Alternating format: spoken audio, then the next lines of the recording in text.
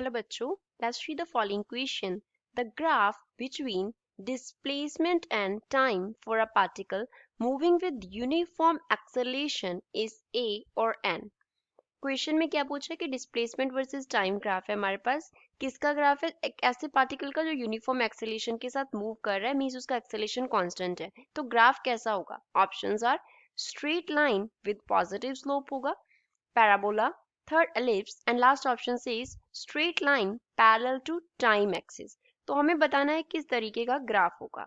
So first of all, we will talk about the key concept used in the question. इस question में क्या की concept use हो रहा है? क्वेश्चन में हमें यूनिफॉर्म एक्सेलेरेशन दिया गया है। क्या दिया गया है? Uniform acceleration. तो यूनिफॉर्म एक्सेलेरेशन का मीन्स एक्सेलेरेशन कांस्टेंट है। एक्सेलेरेशन को ए से हम डिनोट करते हैं, तो इसको कांस्टेंट के इक्वल रख लेते हैं सी।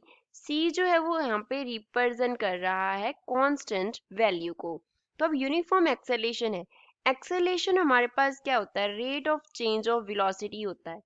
Rate of change of velocity को सपोज v से डिनोट किया, तो जो rate of change of velocity होगा वो क्या होगा? dv अपॉन dt हो जाएगा। तो एक्सेलेरेशन इसके इक्वल होगा। फर्दर अगर हम वेलोसिटी की बात करें तो वेलोसिटी क्या होता है?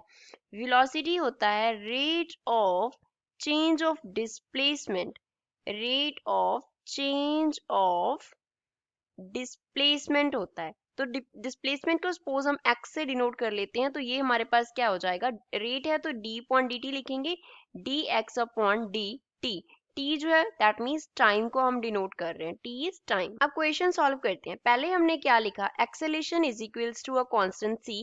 एक्सेलेरेशन को rate of change of velocity dv upon dt लिख लिया। किसके इक्वल आ गया? c के इक्वल आ गया। तो यहाँ से हम क्या लिख सकते हैं? We can write dv is equals to c into dt। Further यहाँ पे हम क्या कर देंगे? दोनों तरफ इंटीग्रेशन कर देंगे।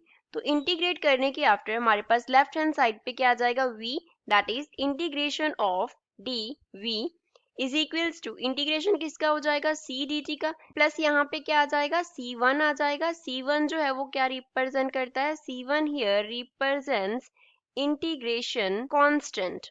तो अब यहाँ से हम क्या लिख सकते हैं? We can write v is equals to c, integration से बाहर आ गया, integration of dt plus c1। So v is equals to c into t plus c1। t integration होके आ गया हमारे पास dt का। अब हमें डिस्प्लेसमेंट टाइम ग्राफ निकालना है। तो डिस्प्लेसमेंट निकालने के लिए हम अगेन क्या कर देंगे? इंटीग्रेट कर देंगे बोथ साइड्स।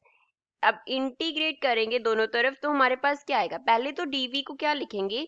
अब पहले हम dp को लिख लेते हैं, देन हम इंटीग्रेट करेंगे। dv को हम लिख लेते हैं dx upon dt is equals to ct plus c1। So from here we can write gx is equals to c into t into dt plus c1 into dt। अब हम क्या करते हैं? बोथ साइड्स इंटीग्रेट करते हैं। तो integrate करने पे लेफ्ट हैंड साइड पे क्या आ गया? x, that is equals to integration of dx। dx is equals to integration of dx।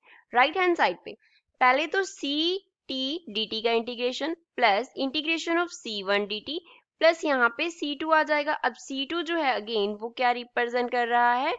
Integration constant को रिप्रेजेंट करता है, इंटीग्रेशन कांस्टेंट। तो अब यहाँ से हम क्या करते हैं?